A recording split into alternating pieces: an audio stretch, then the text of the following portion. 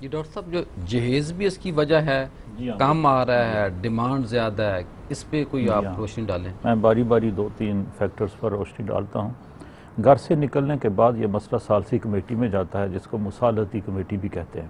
اس کا کام ہے کہ وہ صلح کرائے، تو اس کو وہ لڑائی کرا دیں مزید۔ ہاں جی، یہ میں کہنا چاہتا ہوں کہ اس کو اپنے کام کو سمجھنا چاہیے، اور پولیٹیکل انفلوئنس اسلامی احکام پر غالب نہیں ہونا چاہیے۔ یہ تبھی ہو سکتا ہے کہ ان کی ذہن سازی ہو اور ان کا مذہبی رجحان ہو، اس میں صرف سیاسی مفادات کو پیش نظر رکھنے والے بندے موجود نہ اپنی ہوں۔ سائڈ کو خوش نہ کرنا۔ جی ہاں، کیونکہ یہ شرعی مسئلہ ہے، یہ کوئی معاشرتی مسئلہ نہیں ہے۔ معاشرتی بھی ہے لیکن اس سے زیادہ شرعی مسئلہ ہے۔ دوسری بات یہ ہے کہ مصالحتی کمیٹی سے جب مسئلہ حل نہیں ہوتا تو پھر بات عدالت میں جاتی ہے۔ حکومت کی ذمہ داری یہ ہے کہ عدالتی نظام کو اس حوالے سے بہتر بنائے۔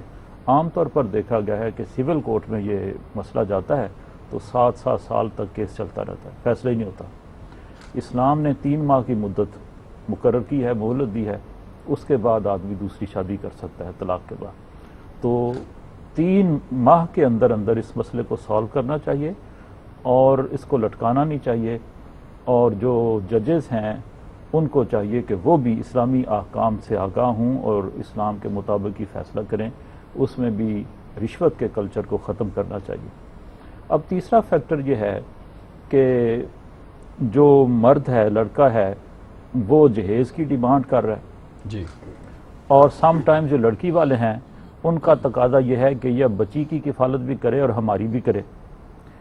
تو اس صورتحال میں میاں بیوی کے تعلقات کی بنیاد خلوص پر ہونی چاہیے، لالچ پر نہیں ہونی چاہیے، ٹھیک، کیونکہ خلوص کو بنیاد بنایا جائے گا تو پھر اس میں اور طرح کی برکات شامل ہو جائیں گی۔ رزق میں برکت اللہ نے ڈالنی۔ ہاں جی، وہ کہتے ہیں کہ کاسۂ چشم حریصاں پر نہ شد، واہ، چوں صدف کانے نہ شد پر در نہ شد۔ بھیک مانگنے والے کے پاس ایک کاسا ہوتا ہے نا، جی، تو اس کی شکل آنکھ کی طرح ہوتی ہے، اس میں کشکول جو آٹا ڈال دیں، اس میں پیسے ڈال دیں، اس میں کوئی اور چیز ڈال دیں، وہ بھر بھی جائے تو وہ ایک ایسی آنکھ ہے جو بند نہیں ہوتی۔ کاسائے چشم حریصاں پر نہ شد، حریص لوگوں کا، لالچی لوگوں کا آنکھ کا کاسا بند نہیں ہوتا۔ انہیں یہ پیش نظر رکھنا چاہیے، چوگا ساتھ ہوتا ہے نیچے ڈال۔ جی ہاں، چوں صدف کانے نہ شد پر در نہ شد۔ سیپ جو ہوتا ہے نا سمندر کی تہہ میں، جب تک موتی اس کے اندر، جب بارش کا قطرہ اس کے اندر جانے کے بعد اگر اس کا منہ بند نہ ہو تو موتی کی پرورش نہیں ہوتی۔ ہائے ہائے، کیا تو بات! اگر وہ منہ کھلا رہے، آنکھ کھلی رہے، تو کوئی بھی چیز اس کو سیراب نہیں کر اس سکتی۔ میں حیا بھی آ گیا، پردہ بھی آ گیا، بہت کچھ آ گیا، بہت کچھ آ گیا۔